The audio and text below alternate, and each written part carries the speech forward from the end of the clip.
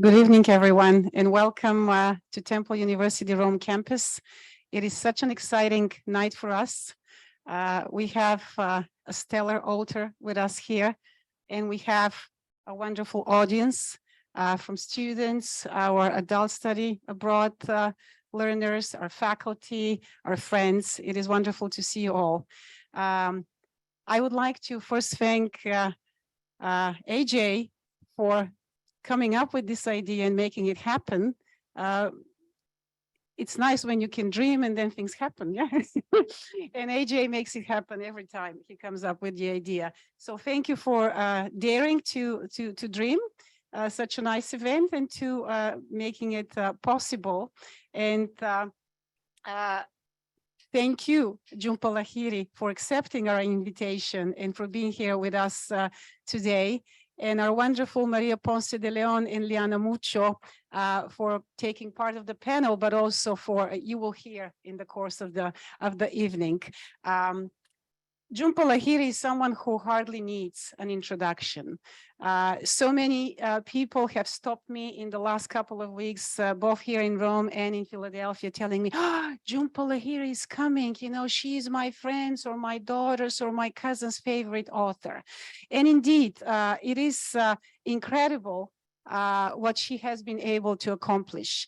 On 2 different countries and among 3 different cultures, and to adopt each of those cultures and make them her own and find a way to make us understand what that feels like, but also to find a language that helps all of us to relate to what is truly a unique experience. Her debut short stories won the Pulitzer Prize and the Penn Hemingway Award. No small achievement for the first story that you publish.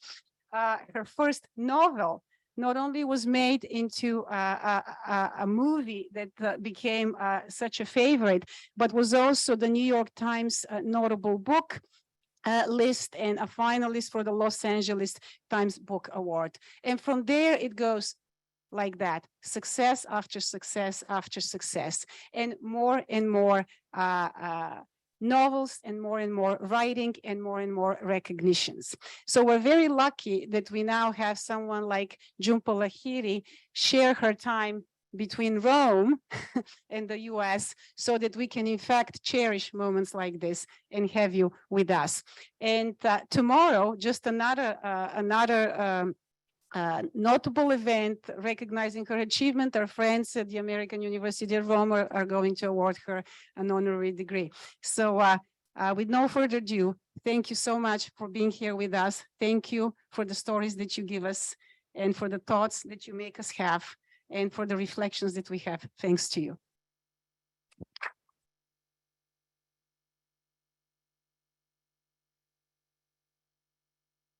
Thank you so much, Dean Zankina, for those welcoming remarks. And thanks again to our guest of honor, Jhumpa Lahiri, for joining us tonight.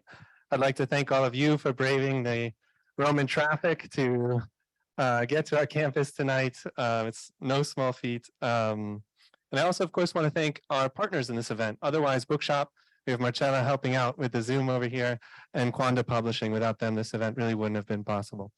So I'd like to just briefly introduce the members of our panel for this evening. Of course, we have our guest of honor, Dr. Jhumpa Lahiri. We also have my friend and colleague, Maria Ponce de Leon. Maria Ponce de Leon has taught various components of Italian studies, including literature, prison literature, linguistics, cinema, history. And the list really goes on in numerous international Italian universities, as well as Roman prisons. Some of the universities she's taught in include Northwestern University, University of Malta, Luis, and the former Institute of the Middle and Far East. Since 1994, she's been teaching here with us at Temple University Rome. And throughout these years, she's taught, I think, just about every class in the catalog. But she's also organized some great trips for our students. For 6 years, she was assistant professor of Italian studies at the University of Monastir in Tunisia. And actually now she still splits her time between Tunis and Rome and commutes to teach with us. In 2013, Maria served as the interim dean here at Temple University Rome and was previously the director of the study abroad program at St. John's University, which is actually just down the street here in Prati, and was the assistant provost at the American University of Rome from 2000 to 2001. So Maria Ponce de Leon, everyone.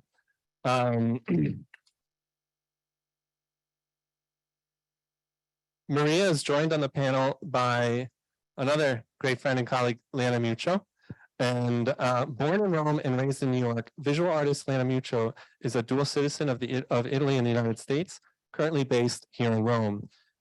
With a Bachelor of Arts degree in Humanities from McGill University and a master's degree in Cinema, Video, and Television at the University of Roma Tre, Miuccio now teaches photography in Rome, here at Temple University Rome, at Cornell University, and St. Stephen's School. She was a visiting artist at the American Academy of Rome in fall 2022, where she, I believe, will also be an arts advisor next fall. Congrats, Liana. Liana has received numerous awards for photography and videos, including from the New York Foundation for the Arts and the MacArthur Foundation Arts Organization in Residence Program.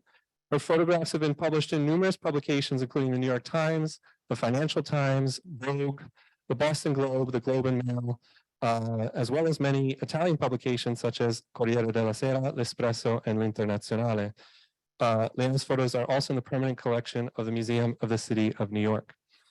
I want to also mention that Liana has an exhibit here in Rome right now called Visual Diary at the Galleria di Arte Moderna.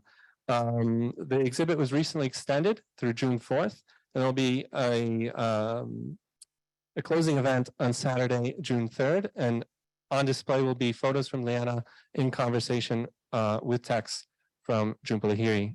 Liana, did you want to say anything quickly about that event? Yeah.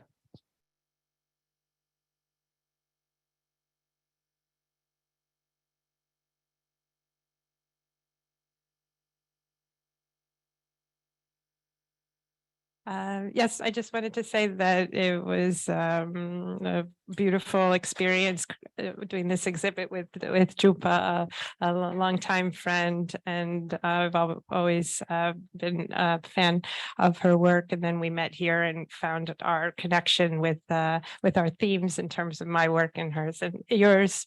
You're all invited to come on the 3rd. It's the closing of the Pasolini exhibit and my visual diary exhibit at the Galleria d'Arte Moderna on Sunday, June 3rd. Wonderful. Thanks so much. And then there's also me. I am a professor. I teach creative writing here at Temple University Rome, and it is for that I am so very excited to have Jhumpa Lahiri with us. I also coordinate our academic support center and our adult stay abroad program, which some of our adult students are in the audience tonight. So thank you again for joining us tonight. I know it's going to be a lovely evening. The program, now that we've finished introductions, we're going to have a brief reading, which I think will be really lovely. And then we'll have questions from the faculty panel, and then we're going to take questions from our live audience here. And also we have a very large virtual audience zooming in from Philadelphia. So without further ado, Jhumpa, can I invite you to? Yeah, if you want here to read. We just have these, unfortunately. Do you want one to? Okay. I can, yeah. Do we have a stand? We have a stand.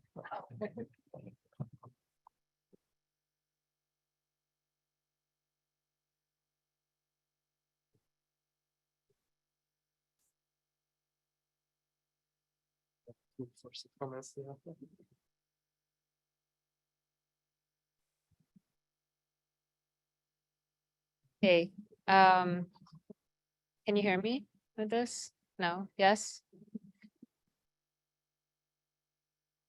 Yeah. Better. Is this good? Yes, okay. Ooh. I don't know how it might not want to stay like that. Gonna hold it. Okay. It takes a village. Good evening. Thank you so much for being here, and thank you to Temple and to Otherwise, and to the Dean and to everyone on the panel for being here tonight. what an evening out there. So I thought nobody's going to come to this thing. That's impossible. But here we are. So I'm going to just read to you a little bit from one of the stories in this book, which is called Roman Stories, which hasn't come out yet in English. It will come out in the fall, but it's the English translation of Racconti Romani, which came out here in Italy in the fall. And this story is the third story in the collection. It was, the original title is Le Feste di Pi. And so it's been translated as Peace Parties. So just a word about the translation. There are 9 stories in the book. And in this case, I translated 6 of them. And Todd Portnowitz, who is a translator from Italian into English and an editor at Knopf, my publisher, I gave him the task of translating 3 of these stories. So he's the primary translator of this story, but then I sort of took over and finished what he presented as the translation. So we both kind of collaborated. We collaborated in the end. So I'll just read to you. Let's see, 1, 2, 3, 4. It's about 4 pages. Start of the story. Peace parties. I should note straight away that peace parties took place every year at her house on a Saturday or Sunday afternoon during the mild winters we typically enjoy in this city. Unlike the slog of other winter holidays spent with family, always arduous, P's birthday at the beginning of the new year was an unpredictable gathering, languorous and light. I looked forward to the commotion of the crowded house, the pots of water on the verge of boiling, the smartly dressed wives always ready to lend a hand in the kitchen. I longed for the first few glasses of Prosecco before lunch to go to my head, longed to sample the various appetizers. Then I liked to join the other adults out on the patio for a little fresh air, to smoke a cigarette and comment on the soccer game the kids played without interruption in the yard. The atmosphere at her parties was warm but impersonal, due to the number of people invited, who knew each other too well, either too well or not at all. You'd encounter 2 distinct groups, like 2 opposing currents that crisscross in the ocean, forming a perfectly symmetrical shape, only to cancel each other out a moment later.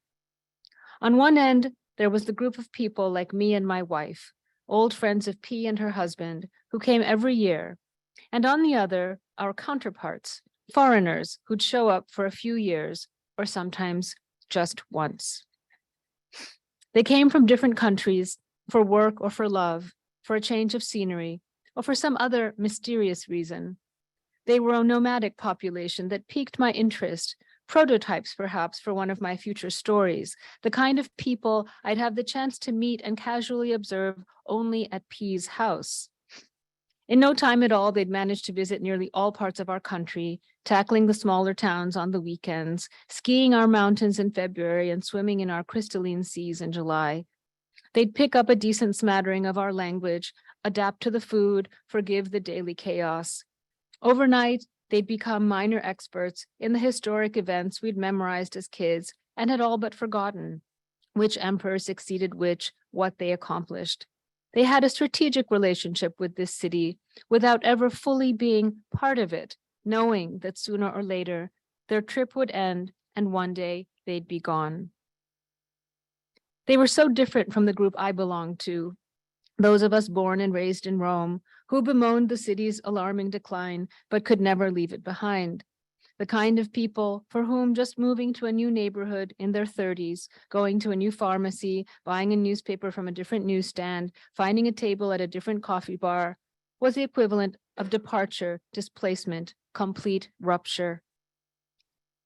P was an old friend of my wife's. They'd known each other for many years, from even before we started dating, having grown up on the same block lined with grand palazzi. As kids, they'd played together until dark. They went to the same elementary school and then the same challenging high school. They'd go wandering to buy contraband cigarettes from a shady guy behind one of the piazzas that was still quiet in those days. They went to the same university and after graduating, rented a fifth-floor apartment in the thick of the city center. In the summers, they traveled together to other countries, experiences they still loved to talk about. Then matters of the heart intervened. My wife met me at a New Year's Eve party, while P married a staid but friendly lawyer, a man of average height, good-looking but slightly cross-eyed, and became a mother of four, three boys in quick succession, and then, like a simple but welcome dessert after a three-course meal, a girl. Around 5 years earlier, not long before the girl was born, P had a brush with death. A renowned doctor, always among those invited to the party, ended up saving her life thanks to a tricky surgery. From then on, this yearly gathering became a constant. This sunny afternoon around her birthday, this merry, lavish lunch that brought together a wide range of people.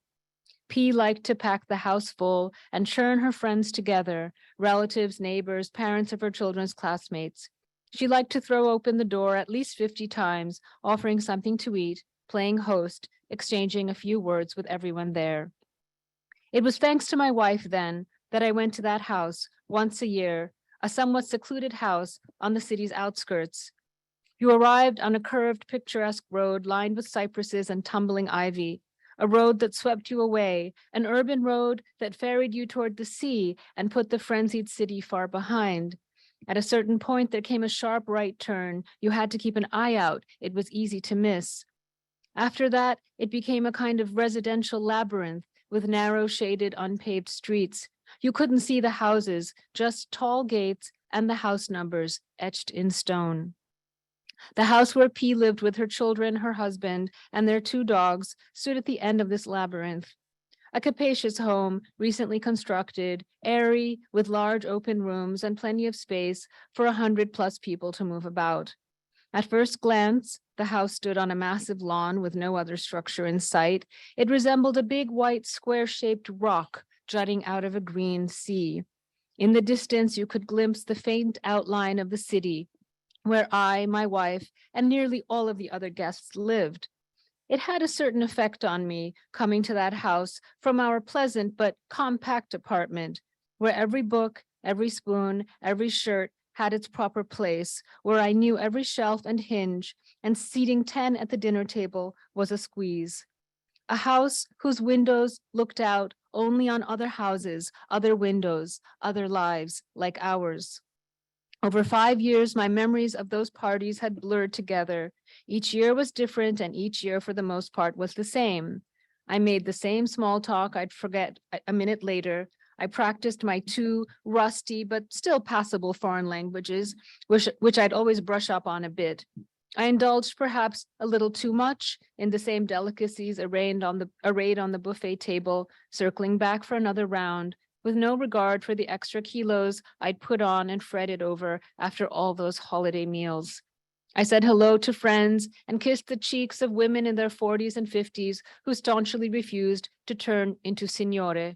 I absorbed the scent of their expensive perfumes, made brief contact with the warm skin of their shoulders, admired the elegant form-fitting dresses they could still get away with at their age, at our age. At P's parties, I felt embraced, cared for, and at the same time blissfully ignored, free. We were detached from our flawed, finely tuned lives, from our frustrations. I could sense time lengthening and the suspension, at least for a few hours, of all responsibility. I wouldn't have been able to distinguish one party from the next, the incidents, the particulars, until one year something out of the ordinary occurred, an ultimately banal disruption that remains a caesura in my life. Thank you.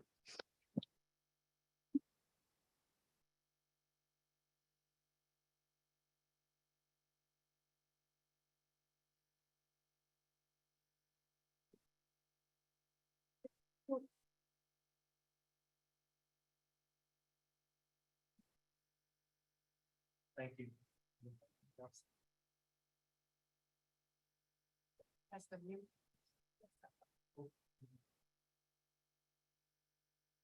Okay, wonderful. Thank you so much for sharing that with us, Jhumpa. I know especially our English-speaking audience is going to be really happy to get a sneak peek at the book that's going to come out in October. Here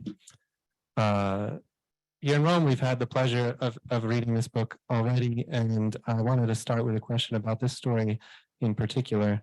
In my own creative writing classes, we often spend a lot of time talking about time in narrative and time in stories. And for my adult study abroad students who are in the room as well, during orientation, I often tell them that time here in Rome and Italy is going to move differently than they're used to back home. And I don't just mean the stereotype about everyone being late in Italy and things like that. I mean, even the way that Italians conceptualize their day from start to finish is a little bit different than, for example, the way Americans do it. And of course, Rome is called the Eternal City. So this is a city that has layers of history that you must confront every time you walk out the door. And I also think that life in Italy, in Rome, at least my life in Rome, it's very seasonal. You know when it's leather jacket season, or you know when you go to the market and it's artichoke season, or the clementini are out, or something like that. It's very seasonal. And in this story, La Festa di P, there's another layer to that seasonality with this party that's kind of marking the start of every new year. And in fact, the narrator gets a little confused when the routine is broken and suddenly they're invited to a party at a different time of year. He says he feels lost on the way to the house. He doesn't recognize the streets. He doesn't recognize everything outside the usual time. So I guess my first question was whether you could just comment on time in your stories, in your writing practice, how you approach rendering the passage of time on the page, how time affects your characters and the places they inhabit, how time affects your own writing, how your writing has evolved over time. Thank you for that question. It would take a long time to really unpack all of this. It's such an important question for the writer, and of course, a question that affects us all. We are subject to time. We experience a passage of time, but time in narrative is its own thing, and one of the things that when I started writing fiction, I always thought about how long the story would take, whether it was a story that would transpire in 1 hour of fictional time, or a week, or as opposed to 6 months, as opposed to 6 years. This to me is very important to try to establish. Of course, it can change in the course of writing the story, but usually there's an intuition. I have an intuition about how much time has to be traversed across the canvas of the story, if you will. This particular story took a long time to work itself out. It was one of the first stories I started writing in Italian. And when I first started writing it, my Italian was not able to tell the story the way I wanted to. So I had to kind of wait for things to ripen. But I had the idea of revisiting, as you say, an occasion that marks a certain moment on the calendar. So it took a while. It was published first in Nuovi Argomenti, which is a literary magazine, historical literary magazine here in Rome. And then I reworked it somewhat rigorously for the publication of the book in Italian. So there are kind of two versions of the story out there now, the Nuovi Argomenti version and the version that's in the book. And it's the first time that I really kind of significantly revise a story for publication in a book.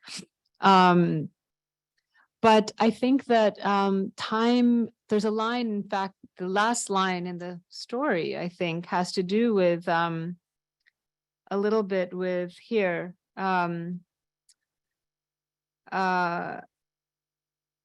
Here, it's time here.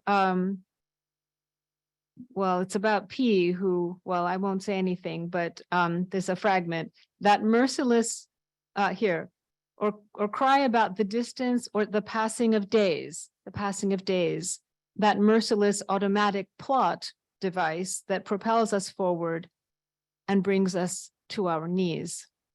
And I think that the older one gets, the more one must acknowledge that it is the mere passage of time that is the most devastating thing that we experience as human beings. And so as a writer, writers, I think, are very attuned to this. So whether we are talking about a writer like Proust, who is, essentially working his way through time on an extremely broad,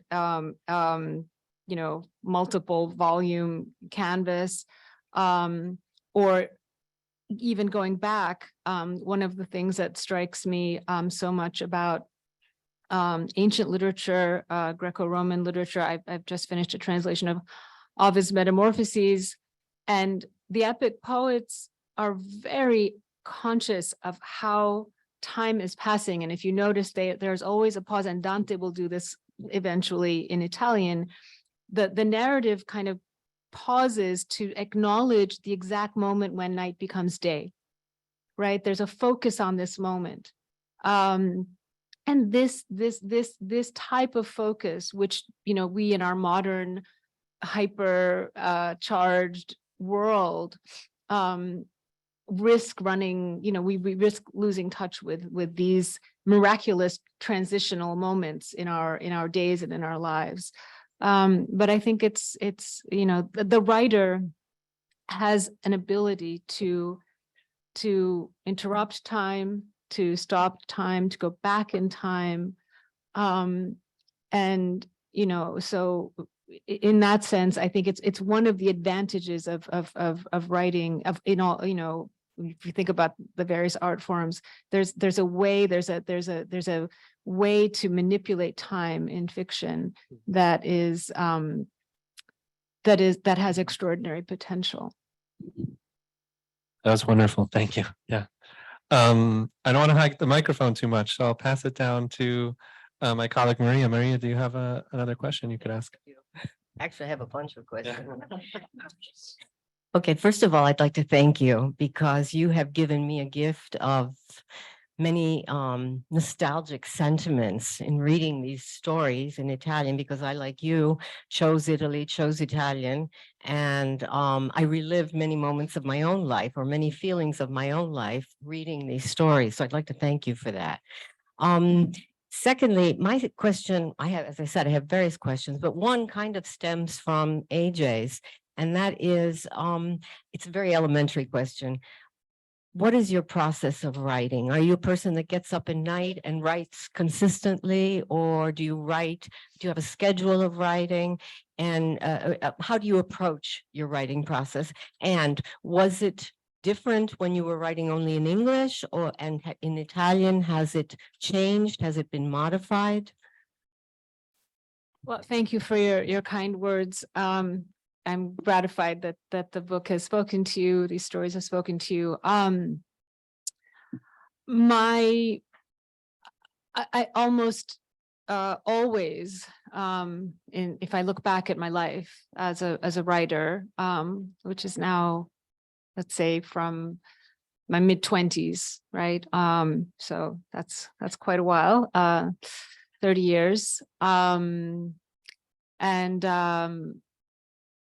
And I've always had to manage my time, to go back to your question, very carefully to create the time, because of course writing, all work, all labor requires time dedicated to said labor.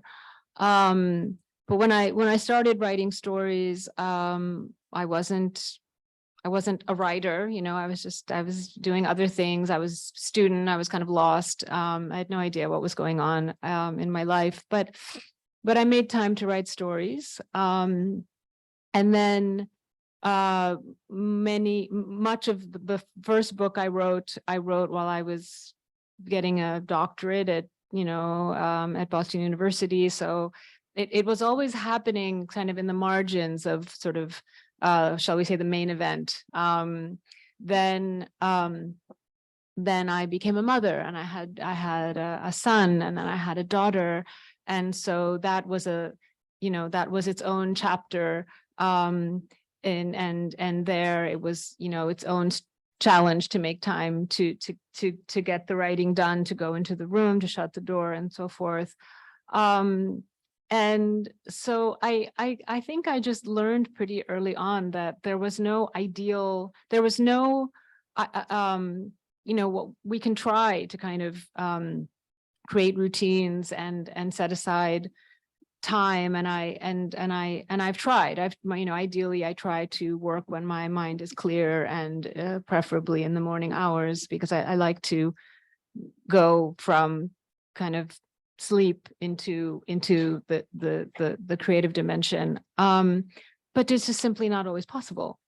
And so many things in life are happening, and so many other important things are happening or require and deserve one's attention. So I tried to just relax about it and believe that believe in my own need to write my stories, and that the time opens up. It does open up if you're looking for it. And that's been the case. I mean, in terms of writing, whether it's in English or in Italian, it's the same. It's, there are moments, I mean, time is like the weather, there are moments of intensity that, you can't focus on anything else but what is happening. And then there are calmer, clear skies, and you can kind of say, okay, well, today I'm going to wake up and work from 9 to 12, and then I'll have lunch, and then I'll take a walk, and then I'll, and that's lovely when it happens, but it doesn't always happen. So I just try to follow, not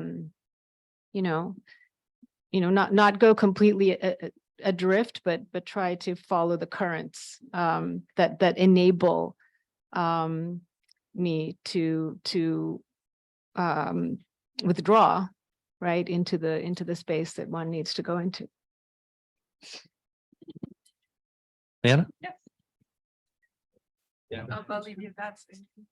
Thank you. Thank you, Jhumpa. This is wonderful to be able to hear. Actually, for the first time, I heard you speak reading in English here in Italy.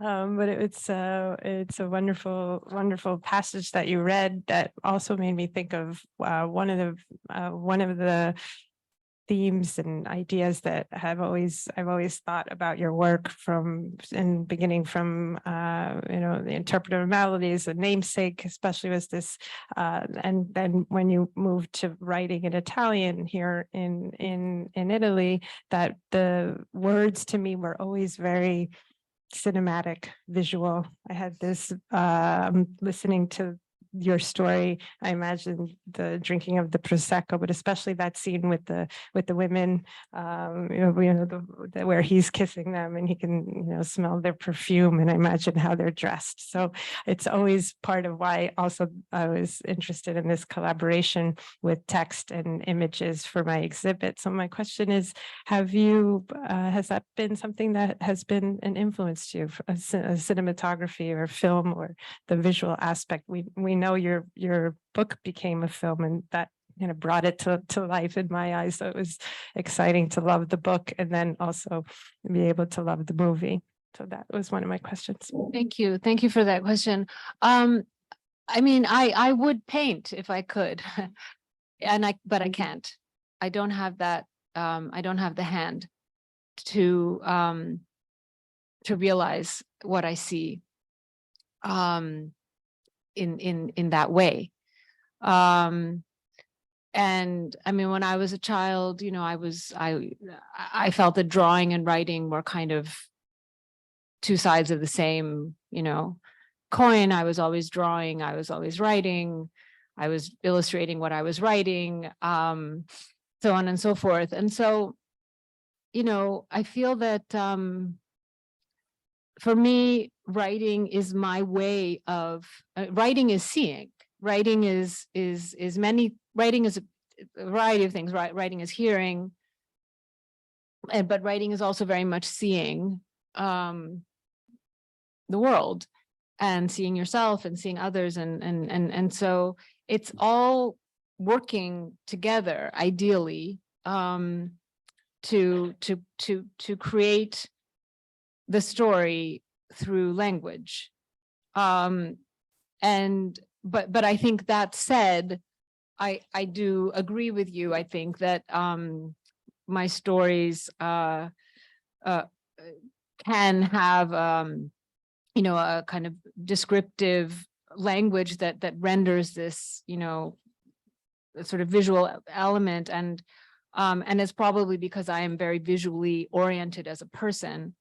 And I, you know, part of how I write things, part of how ideas come to me is by seeing things, noticing something, noticing a detail, noticing the way someone's sitting or the way someone's hand is, you know, just strange, arbitrary details in the end, but that they go inside and sort of sit there and rattle around. And then so often a story will come to me because of an image, right? So that's very, very typical for the genesis of a story, is essentially from an image.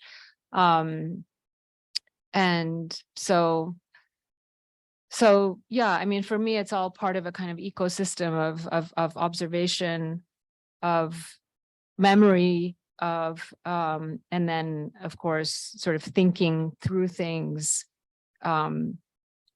with words.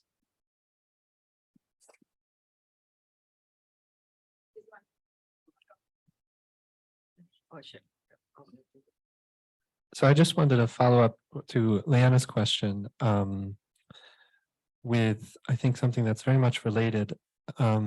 This book is titled Racconti Romani. Another book that you wrote in Italian was titled Whereabouts. And so I was hoping to ask you about place in narrative. I think a lot of the stories in Racconti Romani have these really wonderful, vivid details of place, whether it be a small Roman trattoria, the House of P, or the scalinata, the staircase, a story that Maria and I were actually just talking about yesterday. And together, these snapshots, to use the visual language, of all these small corners of Rome, I think combine very nicely over the arc of the book to paint a very compelling, and I think also refreshingly honest, complex picture of the city of Rome. And also on a personal level, of course, you have deep connections to many different places. And so I guess the first half of my question would be, could you comment on the role of place in your stories and your writing as well? What does place mean to you and your characters? And how do you render place on the page? And then the tricky follow-up, another title that I have with me right here is, of course, In altre parole, in other words. And so my follow-up question would be, what role does language have in defining place for you and your characters, and vice versa? Well, I think the two questions are very connected, because language is a place, and place is a language, right? So Rome is a language for me, and it's not just Italian is a language, we know, but Rome itself, it's a linguaggio, right? It's a way of it's a system of meaning. That's place, is a system of meaning. And that is what language is, also a system of meaning. So place has a, you know, a central place in my thinking from the beginning, because it's been such a crucial element of my entire life, because I'm the child of two people who were never not aware of the fact that they were not in the place that was familiar, that they called home. So when this is the case, it's impossible for place not to, in some sense, govern everything that is going on, because there's a constant comparison between this place and the other place that's not here, right? The other place that is elsewhere. And I think distance, the facts of distance and of separation were the sort of two, shall we say, the two central columns of my entire kind of understanding of life, right? Everything was built on those two ideas. Of one is distance between one place and another, and of course, it's not just the geographic distance we're talking about, but the emotional distance, right? So the distance, in my case, for my parents, between the United States, where I was raised, and Calcutta in India, which is where they were from, and where they left, their family, their center of gravity, their center of points of reference, and so forth. And the distance was so radical, especially back then. So in some broader sense, I think I became a writer in order to try to make sense of those distances and those places and the dialogue between those two places, or rather the lack of communication between those two worlds, those two realities.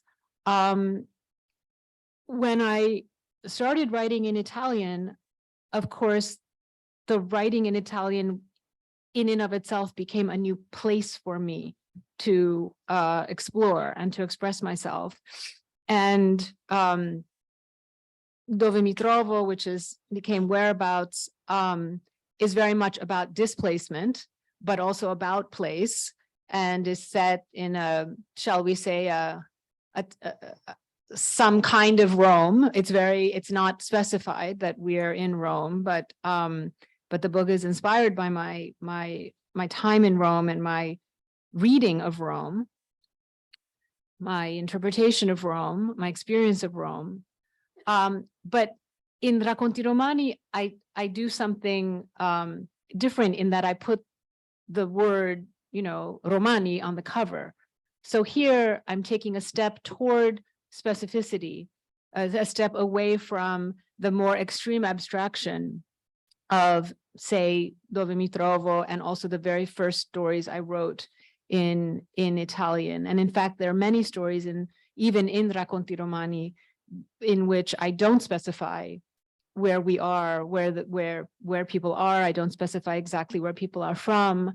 I'll say a piazza, I'll say the piazza, but I won't say which, or I'll say la scalinata, but I won't specify which, because I'm still playing a little bit with the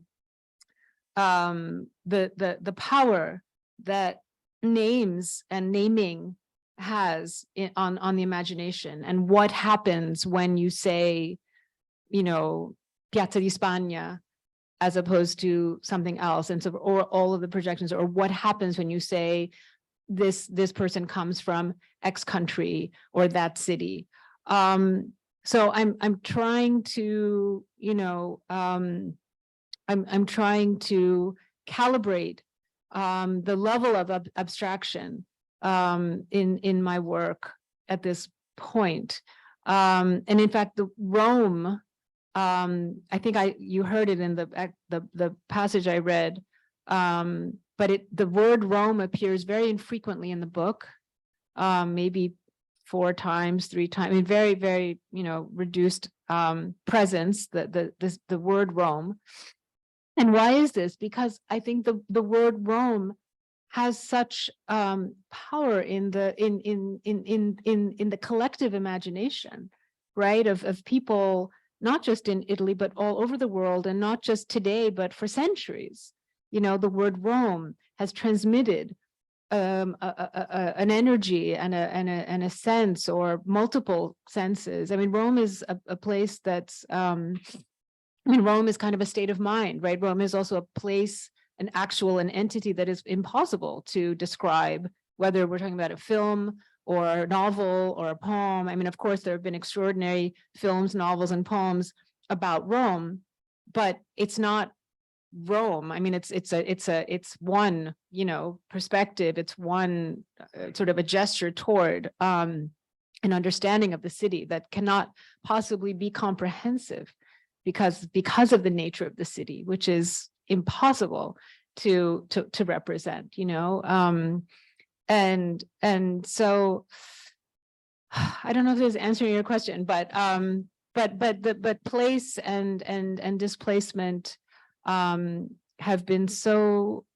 central to my understanding of life and how life is lived, and not only in my personal experience of my family but just more broadly, the significance of place, because of course it is directly connected to questions of identity, which is perhaps the most central theme of all of my work. That's wonderful, really, thank you. And one of the things I really enjoyed about this book is that the picture of Rome that it paints is one that complicates that collective imagination of Rome. It's one I think that is recognizable to those of us who live here in the city, and maybe new to people who haven't. I think it was really well done. And with that, I'll pass the microphone to my colleague Maria, if you have another follow-up question. Yeah. Okay, this is it's a rather particular question, which came to me while I was reading the last story, which is called Dante Alighieri. And it regards the structure of the book. As soon as you mentioned Dante to me, I start to think of numbers. And the predominant number in the whole work is 9, because you have 9 stories. You have it divided into 3 parts. Your 9th story is divided into 9 subparts. Yes. So this was all on purpose. This is what I was wondering. Absolutely. Yeah. Okay, because the number 9, as you know, historically has a very particular value, going all the way back to the 9 muses of Greek mythology. And in the Bible, the 9th means completion, and in Hinduism as well. So a very important number. And for me, in a certain sense, it's this last story, calling it Dante Alighieri. You have that letter which she receives, and she's almost like the unattainable Beatrice. But at a certain point, I find that the protagonist becomes almost Dante, both the author and the pilgrim, because the author, who is in exile, she herself is in a certain type of exile throughout the story. And his going through, and her going through hell, purgatory, heaven, etc., the cyclic of it. And I was just wondering if this was all intended. It was. I mean, yes, I think this is how writers amuse themselves. Because I mean, all writing is, I said writing is, many things. It's seeing, it's hearing, but first and foremost, writing is reading. And so no writer would ever exist without reading profoundly, reading widely, reading to live, to survive. So a writer reads because, she would die otherwise. And so in acknowledging that, that the work comes only through the act of reading and reflecting on what has been read, and absorbing over the years the power of other authors who have led the way, who have allowed me to live my life, right? Who have given me the tools to navigate my life. I mean, if I think about, my life and where I've come, and of course, I was fortunate to have a mother and a father who gave me life, who raised me, and then teachers and friends and people who mi fa strada, right? But really it's literature that has been my anchor. And so with this story, and it's in fact, Dante Alighieri is the only character in the book who has a name. But of course, it's also a little bit of a joke because there's a character who calls himself Dante Alighieri who isn't Dante Alighieri, and then there are references to the real poet Dante Alighieri. And you're right. I mean, I think the character, the protagonist, changes. She shifts her role from this Beatrice figure, and then evolves to becoming, the pilgrim, and in some sense the writer, because she narrates the story. So thank you for reading it with the attention that you did.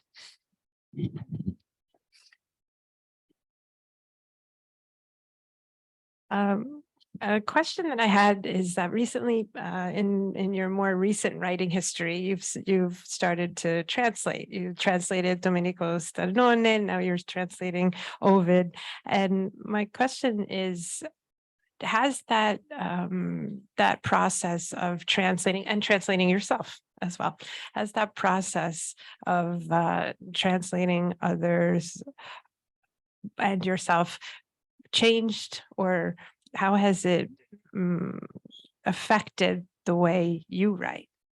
And when you were writing, do you also think of when you're writing in Italian, do you also think in that moment, this is might be how I would translate it in English, or is that something that happens much later?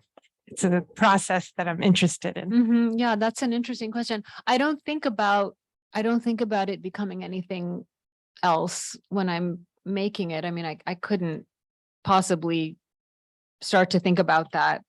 It would be too much. So if I'm writing in Italian, I'm just focusing on how to, how to render the story with the words I have at my disposition, with what I'm hearing in my head, in Italian. But as for the translation question, no, it's interesting, and because I think, oddly, I started writing in Italian first, a bit precociously, if you will, and then I started to translate. So then I started to translate works by Sternone, other authors who are in the I don't know if you have the anthology of Italian stories. And that then went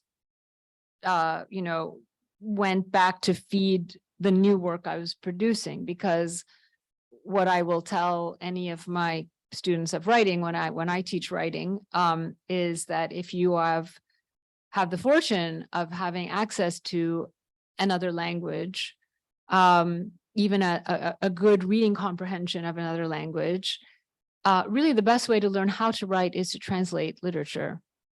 It's the best way to learn how to understand, first of all, what literature is, how it operates, what is the alchemical sort of nature of literature, and how words can produce that, how they can produce life, images, emotion, how they can provoke emotion. How can words on a page do this? If you translate, it's a way to understand this phenomenon. But I would back up and say that really, even though I technically started working, formally as a translator after having written several books in English, having written a couple of books in Italian, and then I started translating out of the Italian. But really, I was a translator long before I was a writer. I was born a translator. I was born into a bilingual universe. I was translating literally every day in my life between, my parents and the language we spoke and my life outside of my house. And I was translating, to myself. I was translating, I was sort of an interpreter myself to try to make sense of these two linguistic currents, right, that were always crossing. And I think this is very typical for people who grew up in bilingual or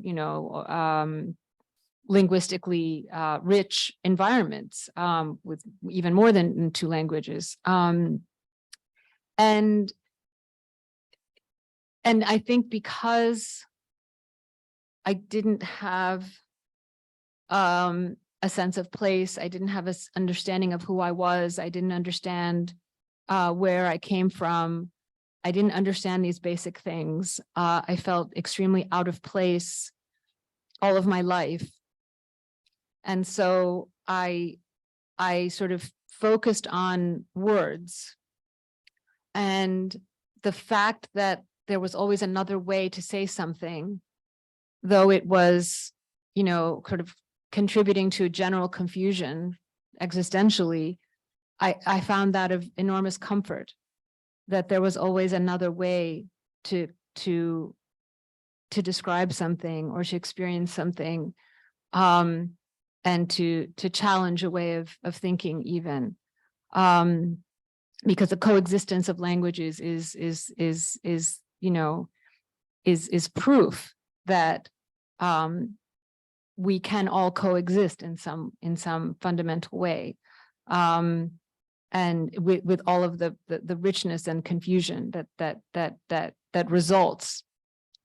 So I was always, I felt like a translator, even though I wasn't actually, I don't start my path as a creative person as a translator, though of course, I translated as a student. I translated when I studied Latin, I studied ancient Greek. So when you read those languages, a lot of the way that those languages are learned or were learned, I think things are changing now, was that there was a heavy focus on translation. And I loved that work. And then when I was getting master's degree, I translated some short stories from Bengali, which is a language, which is my first language, but a language I don't read or write very well. So I did a really interesting project. My mother very generously read the stories out loud to me, and I recorded her on my, that back then there were cassette tapes and tape recorder, and so she read them aloud, and then I would go back to my apartment in Boston and play them back because, so I could hear them, and I translated. So I was always very interested in the work of translation, and I do feel that now in my life, because I'm a writer and a translator as well, I feel like I've finally kind of reached the right balance for me personally, because I feel that it is so important to translate literature, and I'm so personally indebted to the work of translators who have enabled me to read as broadly as I have in my life. Thank you very much.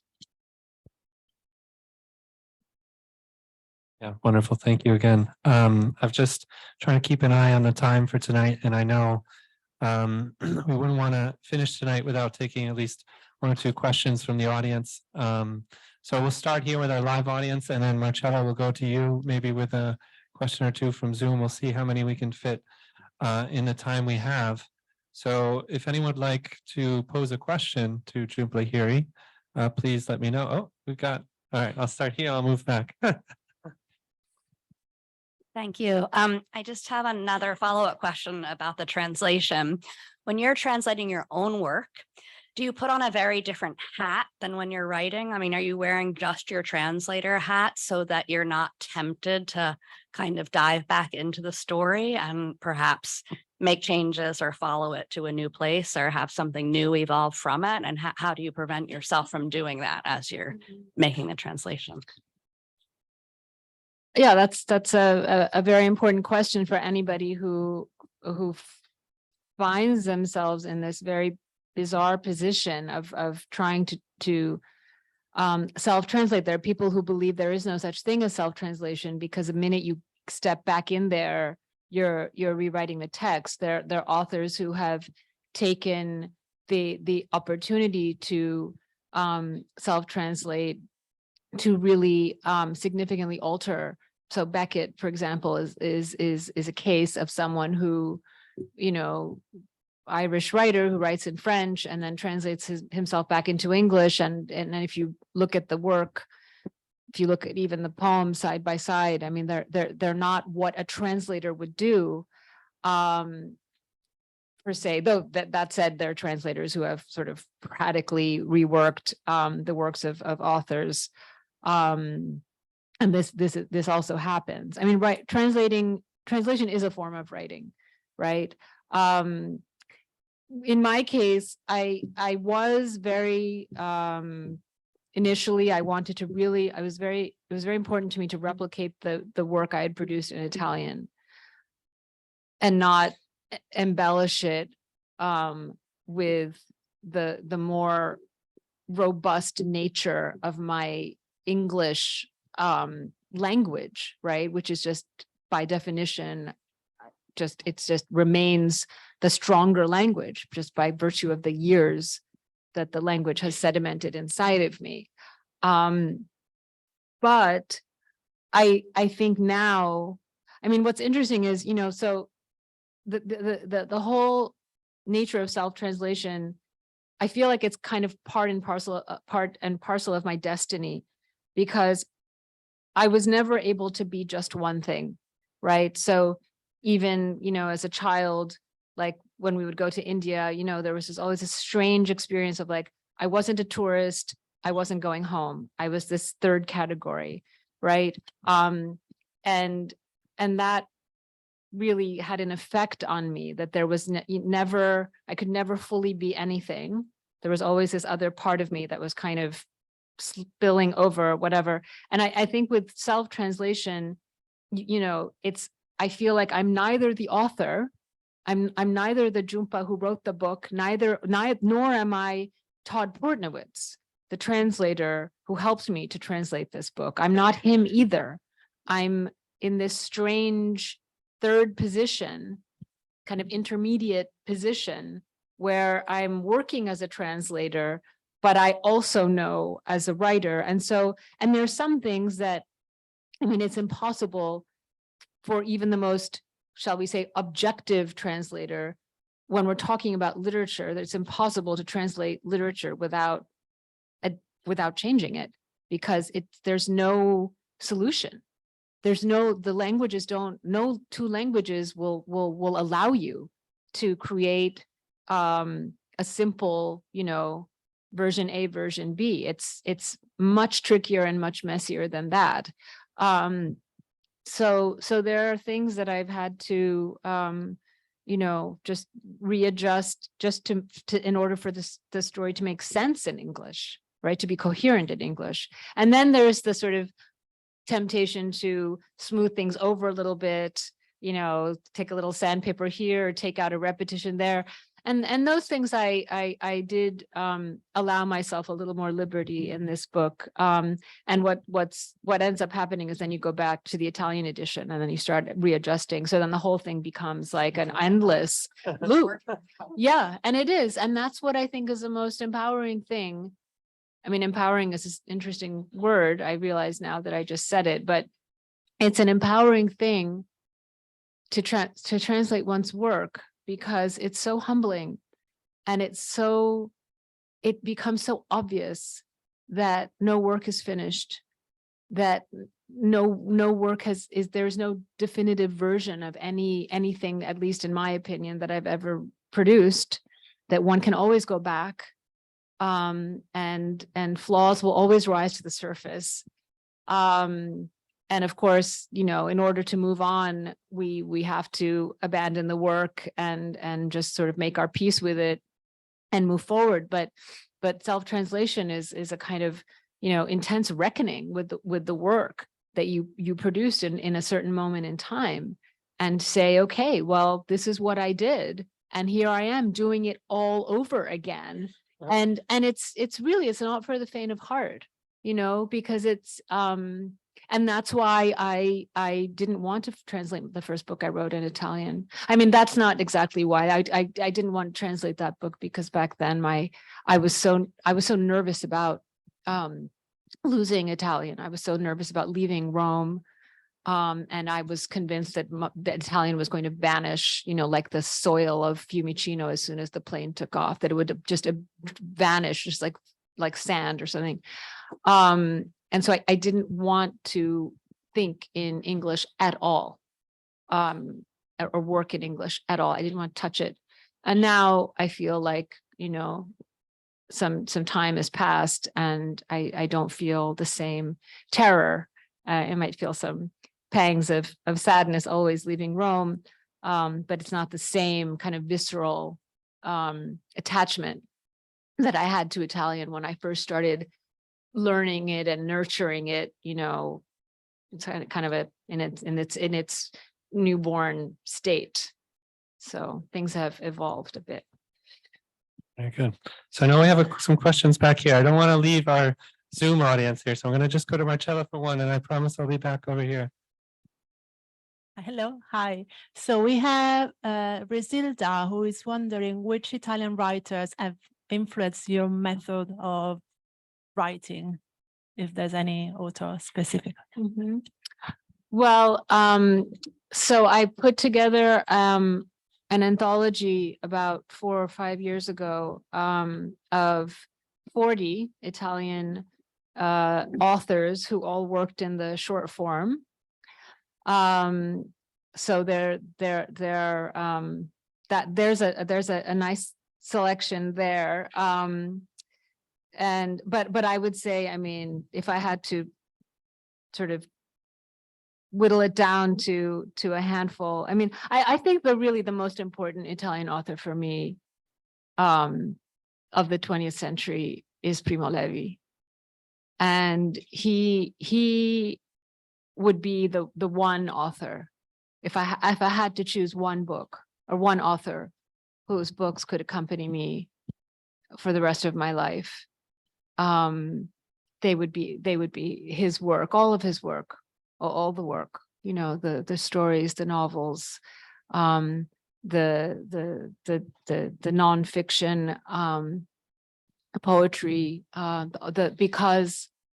because of what he understood about life and its hybrid nature, and the fact that he understood our human nature as being, you know, a centaur, right? His iconic mythological creature that he self-identifies with.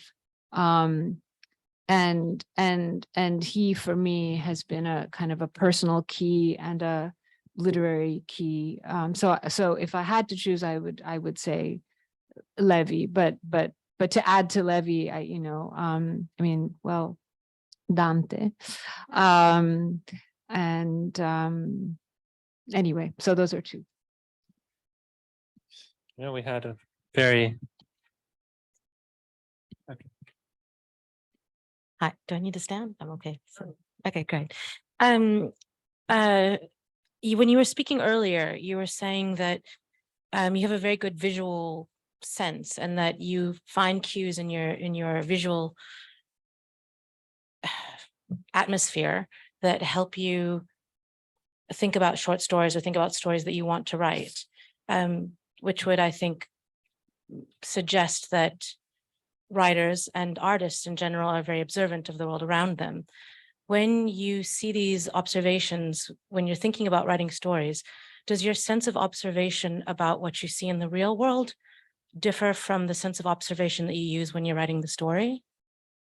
I don't know if that makes sense. So you're asking if the imagery changes when I'm writing, or The way that you perceive your world when you're writing versus the way you perceive the world. You know, someone can say a chair is red, Mhm. and you say, oh, the chair is red and it reminds me of a cherry, and I like the way a cherry tastes.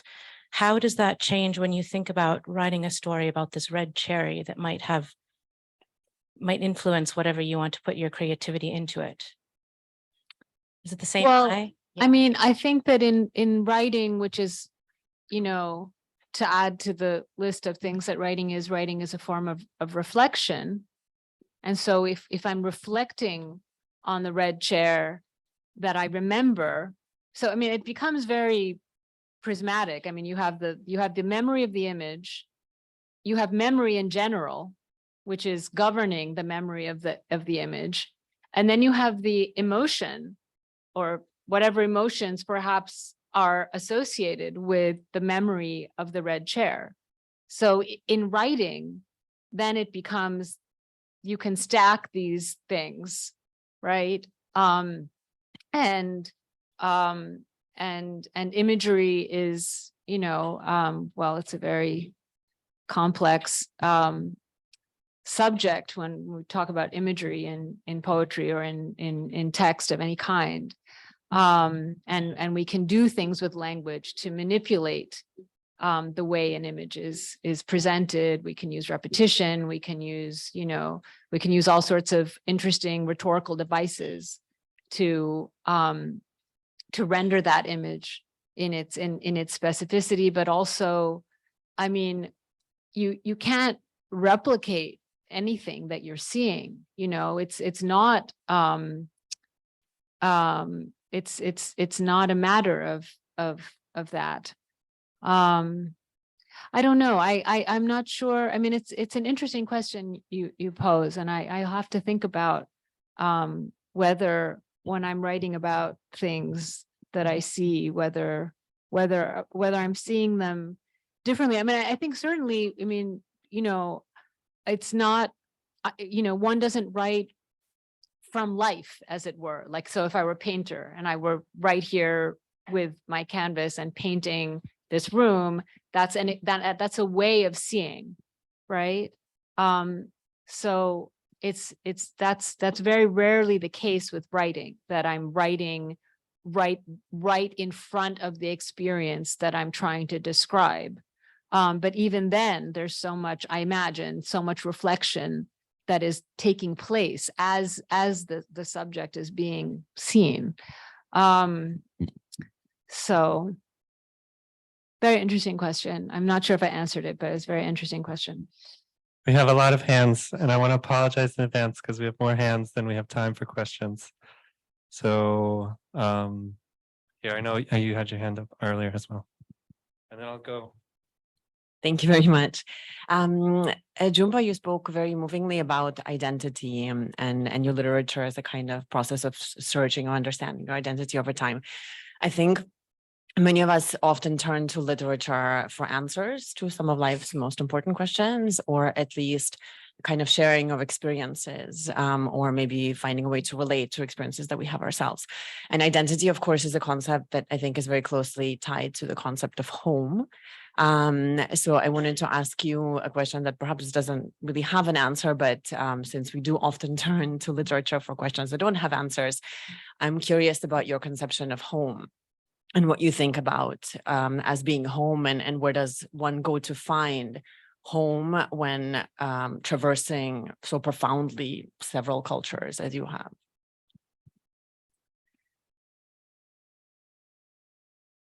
Well, it's always a question. Home. It's always a question. It's never an answer for me. It's a question, and it's a work in progress, and it's a shifting notion.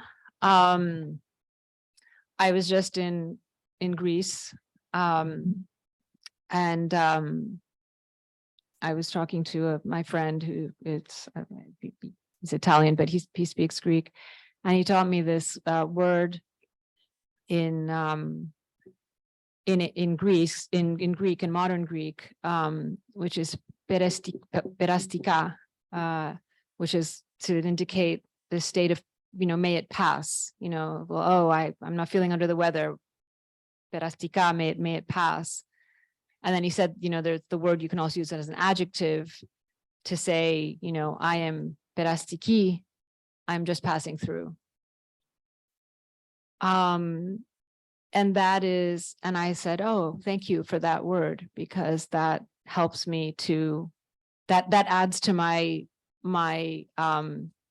toolkit for sort of withstanding life and its ongoing fluidity and shifting sands. And I think we are all perastiki, right? In the end, we are all passing through, and we would be foolish to think anything else. And yet, in spite of what we know about our humankind, we have been for centuries and centuries fixated with the idea of who we are being connected to what our home is, and this being sort of a non-negotiable fact of who we are and what we come from, and the construction of identity. And I mean, certainly there are populations, there are people, there are nomadic people, and there are nomadic cultures. And then there's simply modern life, in which, my God, we're all just constantly moving around all the time, like at a rate that cannot be possibly. I mean, I don't know how much more we could possibly be moving around as we are today. So I think everybody's notion of home is very complex, very, very, very. No matter what, no matter, even if you don't have immigrant background or parents or whatever. So home is, home is, yes, it's literally physical spaces, but it's also, but more than that, it's very much a state of mind. And I try to keep it, I try to keep my understanding of home alongside this notion of I'm passing through, and these are shells, and these are temporary stations to sort of shelter me. That said, I'm fixated with my home and everything about it. And I'm sort of like, I'm not indifferent at all to my home. And it's very important for me to live in a space that gives me pleasure, that I find beautiful, that I find aesthetically satisfying. So I acknowledge this about myself, because I know people who are sort of like, oh yeah, I can just live anywhere, and I can just, any old couch will do, so I'm like the opposite of that person. I'm very, very attuned to space and the meaning of space and how we inhabit space. But I was really grateful to my friend last week when he taught me this particular word, which we have, of course, in many languages, all languages. And it's always tied, these ideas of the wanderer, the traveler, who is historically such a threatening character, right, on the human stage, but also an essential figure who comes from, she who comes from the outside, and complicates what we think is what we think of as home. So again, I'm very sorry about this, because we don't have as much time as we would like. We'd love to continue this conversation as long as we could. We only have time for one more question. I want to make sure we get to the other sides of the room. I don't want to just focus on the middle here. So I'm going to go all the way to the back and get a question. Jhumpa, I'm very curious about your experience as a person and as a writer who writes in a foreign language, because I think that psychologically speaking, it's quite difficult to allow yourself to do this and to understand, and maybe to decide even that you arrived to the point in life when you are good enough maybe to start writing in a foreign language. And so I wanted to ask you, how did this happen to you? If you ever had this kind of thoughts that maybe you can't write in Italian, or it was easy for you from the beginning. So I'm very curious to know if this moment happened and how did it happen? Thank you. Well, the long answer would be in other words, which is the book that that I wrote to answer for myself the question you've just posed, which is sort of how did this happen and why did this happen and what was the process? And but to just the salient points. I mean, it was extraordinarily difficult and terrifying to do this. I mean, it was just it was difficult to learn language well enough to write even some basic things, because what writing is a much more extreme state of affairs, right? So if you're learning another language and your goal is to kind of converse and speak and communicate with other people, what I noticed was that when I would speak Italian, so often when we're using a new language, the other person will kind of come in and kind of help you and guide you and give you a word if you're searching for a word, and they'll intuit, oh, you mean questo qua, and that's a way of learning the language. When you're writing, there's nobody there. You're all alone, and it's you, and you have a piece of paper and a pen or whatever, and if if the words aren't coming from here, they don't exist. So it was like a deprivation tank, in the beginning. But it grew from there. But what I did, I mean, how it came to be was that I started writing in Italian in the space of my diary. So in a space that was not intended for any type of readership. It was just a space which I continued to, have, and I've kept a diary for decades of my life. And this is a space where I'm just kind of existing on the page, and I never read it. I never stop to reread. Very rarely do I stop to reread something I wrote. Nobody's ever read it. Nobody's ever read these pages I produced. It's kind of like a parallel heap of words that I've produced in my life, which is now, notebooks and notebooks of notebooks. I don't know what will happen to them. It doesn't really matter, but it's just a way that I function. So the Italian writing started in that space.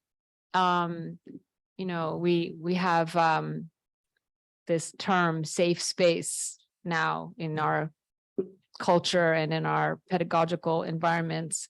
But the diary is in some sense a safe space for me, because I know that no one will ever read it. No one will ever look at it. And I won't even look at it. So it's just a way of kind of thinking to myself in words. And so the writing started there. And then eventually it emerged from that private kind of neglected dimension. And I began to write very simple texts for my Italian teacher at the time.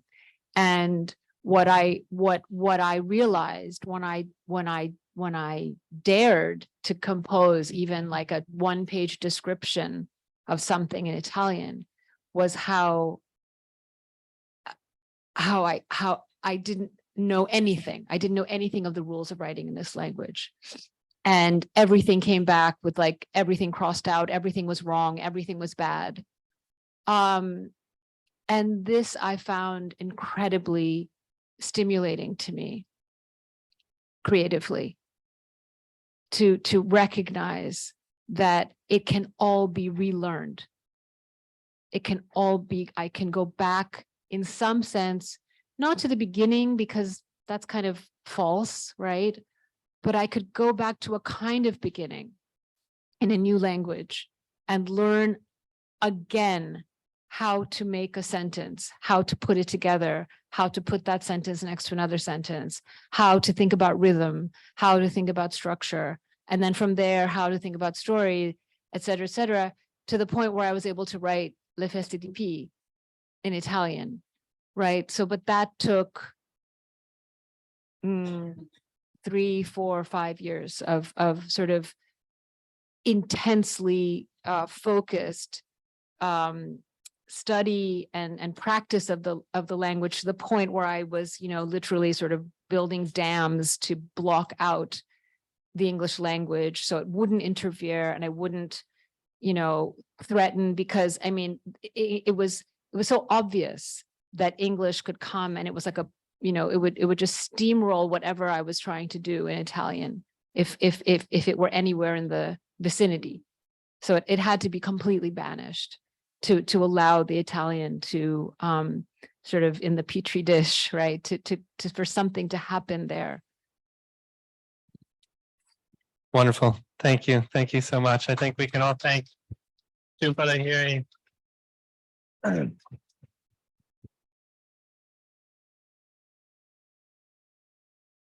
Thank you so much for sharing your stories with us. Thank you so much for sharing your time with us tonight. Really, thank you again for coming. And thank you to all of you again for braving the Roman traffic during the Coppa Italia. Grazie. Grazie di cuore. And have a good evening. Our partner Otherwise and Quanda Publishing, of course, I'd like to thank them as well. They have books for sale outside on your way out. Please keep reading, keep supporting local bookshops. And yes, really, thank you again. Thank you again, everyone. Thank you. Thank you all.